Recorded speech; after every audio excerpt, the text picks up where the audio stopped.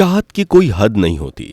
सारी उम्र बीत जाए तो भी मोहब्बत कभी कम नहीं होती, लेकिन मोहब्बत जब हद से ज्यादा हो जाए, खासकर एक तरफा प्यार, तो इंसान के जिस्म से इंसानियत गायब हो जाती है और वो बन जाता है हैवान।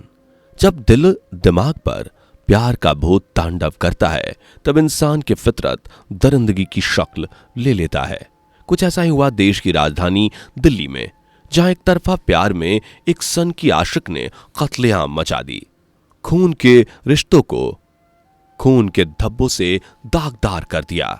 ज्यादा भूमिका में वक्त ना गवाते हुए शुरू करते हैं आज का ये वीडियो, जिसमें हम आपको बताने वाले हैं दिल दहला देने वाली एक ऐसी लव स्टोरी जिसमें प्यार तो किसी को नहीं मिला, लेकिन 6 लोगों को अपनी जान गंवानी पड़ी। यकीन मानिए, स्टोरी को सुनकर आपके रोंगटे खड़े हो जाएंगे और हो सकता है कि डर के मारे आप प्यार करना ही भूल जाएं। आगे बढ़ने से पहले अभी तक चैनल को सब्सक्राइब नहीं किया तो फटाफट ये नेक काम कर लें। साल 2011, आज से करीब 11 साल पहले, वेस्ट दिल्ली का वृंदापुर इलाका।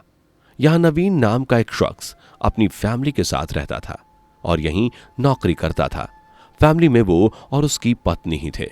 हाँ, कभी कभी नवीन के पास उसका चचेरा भाई रवि गांव से रहने के लिए आ जाया करता था। नवीन की शादी रेणु नाम की लड़की से हुई थी। रेणु वृंदापुर से 90 किलोमीटर की दूरी पर ईशापुर गांव की रहने वाली थी। रेणु के परिवार में उसके पिता, जिनका नाम हरेंद्र था, और रेणु की 2 बहनें रहा करती थीं। रेणु की मां को गुजरे हुए 2 साल हो चुके थे।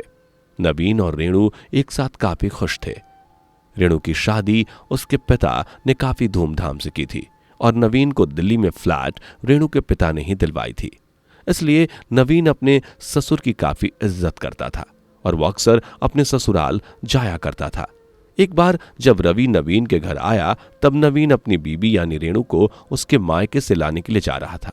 इस दौरान नवीन ने रवि से पूछा कि अकेले घर पे क्या करोगे, क्यों ना तुम भी चलो भाभी को लाने। रवि ने हामी भरी और अपने भैया के साथ निकल पड़ा। नवीन और रवि रेणु के घर पहुंचे, जहां उनका स्वागत रेणु की छोटी बहन बेबी ने की। रवि ने जैसे ही बेबी को देखा, उसे बेबी से प्यार हो गया।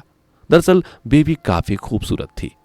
उसकी आंखें बड़ी थीं, गोरे गाल, कमर तक लंबे बाल। बेबी को देखने के बाद पहली नजर में ही रवि बेबी को दिल दे बैठा। अब वक्त आ गया था रेणु के ससुराल जाने का, लेकिन रेणु के पिता ने जिद किया कि एक दिन रुकना होगा। रेणु की विदाई वो अगले दिन करेंगे, तब तक उन्हें अपने दामाद की खातिरदारी का मौका दिया जाए। नवीन ने तो इनकार कर दिया, लेकिन रवि जिद करने लगा कि अगले दिन ही जाएंगे। नवीन ने रवि की बात मान ली, लेकिन उसे इस बात का जरा भी अंदाजा नहीं था कि रवि के दिल में जो खिचड़ी पक रही है, जिससे वो खुद जलने वाला है। रात का वक्त हुआ। रवि बेबी से जबरदस्ती बात करने की कोशिश कर रहा था।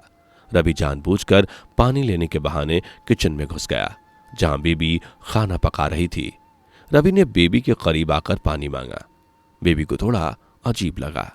वो साइड हटकर खड़ी हो गई और फिर रवि वहां से चला गया।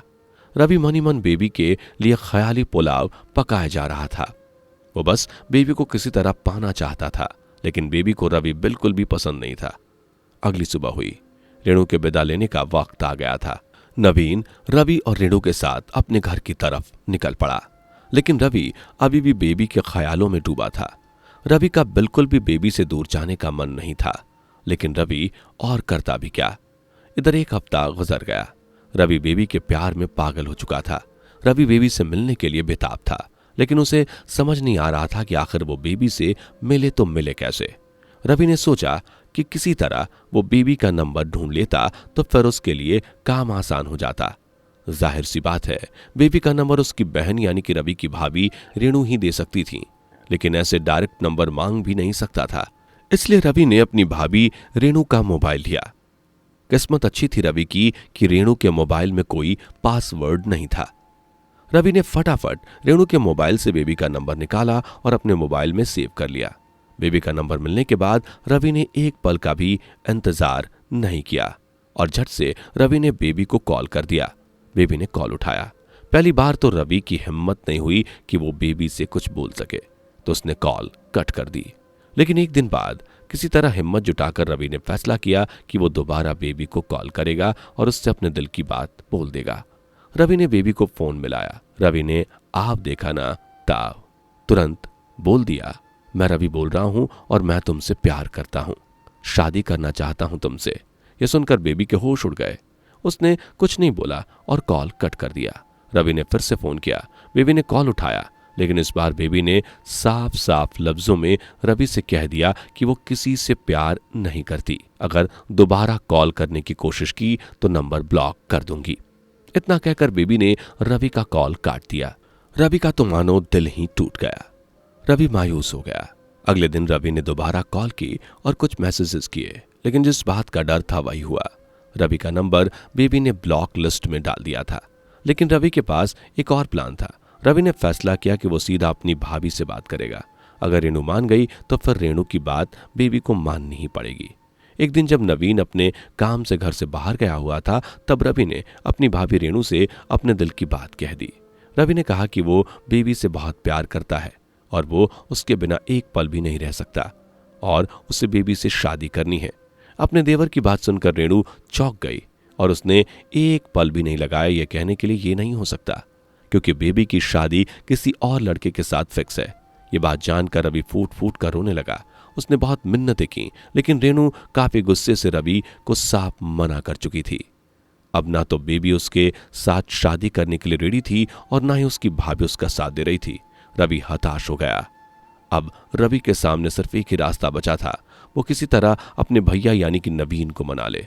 लेकिन उसे डर था कि कहीं नवीन भी मना कर देगा तो वो क्या करेगा। इस दौरान रवि काफी नशा करने लगा था।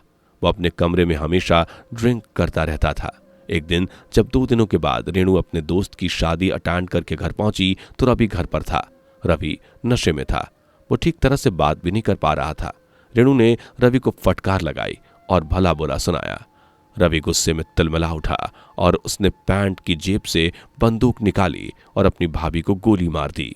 रेणु की मौके पर ही मौत हो गई। गोली की आवाज सुनकर घर की मकान मालकिन फौरन वहां आई, जिन्हें भी रवि ने गोली मार दी।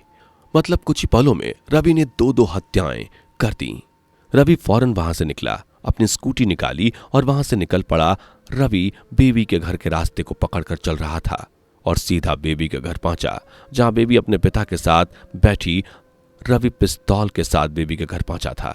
बेबी के पिता ने पूछा, रवि बेटा क्या हुआ, तुम इस तरह यहां क्यों आए हो? और वो पिस्तौल के साथ, सब तो ठीक है ना? रवि ने बेबी के पिता को गोली मार दी। ये देखकर बेबी चीखने चिल्लाने लगी। रवि जबरदस्ती बेबी का हाथ पकड़कर उसे अपने साथ ले जाने लगा, लेकिन इतने शोरगुल सुनकर वहां गांव के लोग एकजुट हो गए और उन्होंने रवि को घेर लिया। रवि ने देखा कि अब वो वहां से नहीं निकल सकता, तो उसने बेबी को भी गोली मार दी और अपनी ही बंदूक से खुद उसकी भी जान ले ली। बाद में जब जांच हुई तो पता चला कि रवि ने पहले ही नवीन को मौत के घाट उतार दिया है। नवीन की बॉडी उसके बेडरूम में बरामद हुई। हैरानी की बात तो यह है कि रवि के कमरे से एक डायरी भी बरामद की गई, जिसमें रवि ने सारी कहानी लिख रखी थी। तो ये थी आज की दिल दहला देने वाली रियल क्राइम स्टोरी। नशे में इंसान किसी जानवर से कम नहीं होता, क्योंकि उसे ये पता ही नहीं होता कि वो क्या कर रहा है और इसका अंजाम क्या होगा। फिलहाल इस वीडियो में इतना ही। मिलते हैं नेक्स्ट वीडियो में। बाय। दोस्तों, आपकी स्क्रीन पे 2 और वीडियोस दिख रही हैं, जिसे देखने के लिए आप इस स्क्रीन पर क्लिक करें। दोनों देखिएगा, बहुत अच्छी वीडियो बनी है।